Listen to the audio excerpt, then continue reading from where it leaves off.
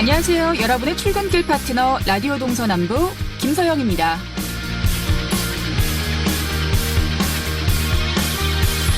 요 며칠 갑자기 날씨가 추워지며 교통사고도 늘고 있습니다. 겨울철 불청객 블랙아이스로 인한 사고죠. 습기가 도로 틈으로 스며든 후 얼며 생기는 블랙아이스는 눈에 잘 보이지 않아 사고 위험성이 높은데요. 특히 다리의 연결 부분이나 터널 출입구, 그늘진 커브길 같은 곳에 주로 나타납니다. 도로교통공단 교통사고 분석 시스템에 따르면 최근 5년간 도내에서 발생한 도로결빙으로 인한 사고는 모두 441건, 18명이 숨지고 906명이 다쳤습니다. 블랙아이스에 의한 사고는 오히려 운전에 자신 있어 하는 운전자들에게 발생하기 쉬운 만큼 오직 조심운전, 서행하는 것만이 예방법이라는 점 잊어서는 안 될 것 같네요. 12월 5일 목요일 라디오 동서남북 지금부터 시작합니다. 네, 라디오 동서남북 오늘도 아침 신문으로 시작합니다. 강원일보 이하늘 기자와 전화로 연결돼 있습니다. 안녕하십니까? 네, 안녕하세요. 네, 오늘 첫 번째 소식은 정가 소식을 가지고 오셨어요. 예비 후보 등록일이 열흘 앞으로 다가왔는데요. 현역 의원의 도전장을 내미는 자유한국당 주자들도 속속 수면 위로 떠오르고 있다고요?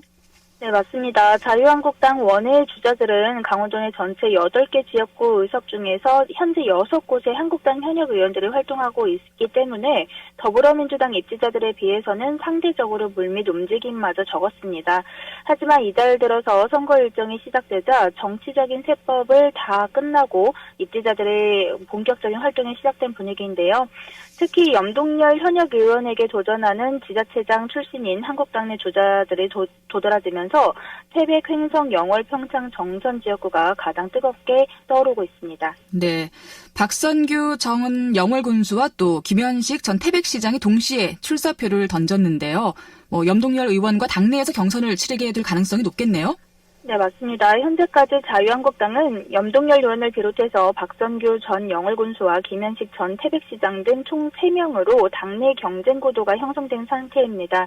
박선규 전 영월군수는 오는 17일 예비후보 등록을 마친 이후에 21일 오후 2시 영월 실내체육관에서 출판 기념회를 열고 지지세를 모을 예정입니다.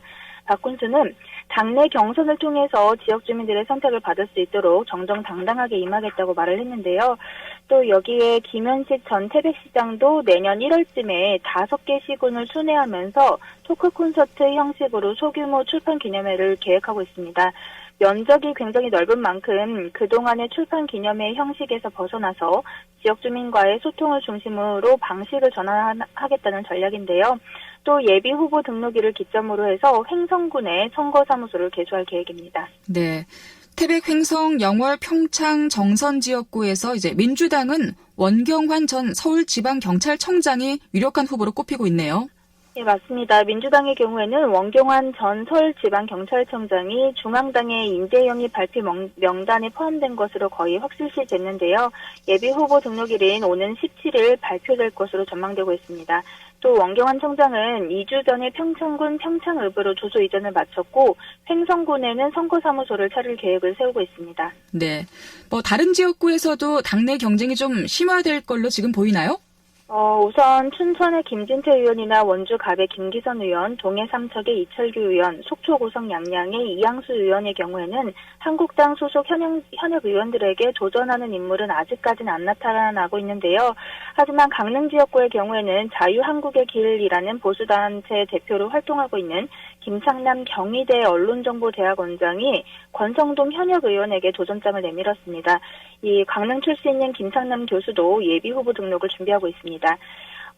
강원도 내 정가 관계자는 자유한국당 입지자들은 그동안 현역 의원들의 동태를 살피면서 눈치 작전에 열중했었는데 그 과정을 다 끝내고 출마 선언 단계에 접어들었다고 얘기를 했는데요. 또 내년에 적용될 새로운 선거제가 국회에서 여전히 논의 중이지만 각 정당과 후보자들마다 선거 준비 속도가 더욱더 빨라지고 있다고 분위기를 전했습니다. 네, 이어지는 소식을 좀 더 들어보죠. 자유한국당 염동열 의원이 얼마 전 인재영입위원장으로 발탁이 됐는데요. 내년 4.15 총선을 앞두고 당 선거의 핵심이 될 수 있는 인재영입위원장으로 발탁된 배경, 또 관심이 많이 쏠리는 것 같아요. 네, 염동열 의원의 경우에는 홍준표 전 대표의 비서실장을 지내는 등 현재 황교안 체제와는 조금 결이 다른 데다가 지금 강원랜드 채용 비리와 관련한 재판을 받고 있는 상황이기 때문에 인재 영입위원장 자리에 앉게 된 것에 그 배경에 많이 궁금해하시는 분들이 많으시던데요. 한국 당내에서는 이번에 염동열 의원의 임명의 경우 100% 황교안 대표의 의중인 것으로 알려지고 있습니다.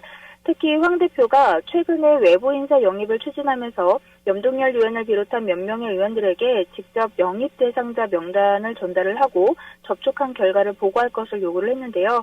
이 과정에서 염동열 의원이 조금 더 활발하게 움직였기 때문에 눈에 띄었다는 후문이 있습니다. 또 이러한 과정에서 황 대표가 염 의원에게 높은 점수를 주면서 인재 영입위원장으로 낙점했다는 것이 당 안팎의 설명입니다. 네. 그리고 또 당 내부적으로는 강원랜드 채용비리 재판건과 관련해서도 좀 낙관적으로 보는 시선이 있다고 하는데 이건 어떤 내용인가요?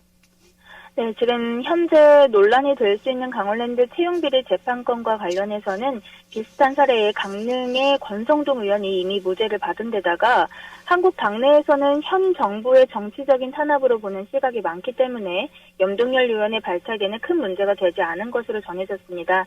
염동열 의원은 국민 눈높이에 맞는 인물들을 찾는 데 조력하겠다고 말을 했는데요.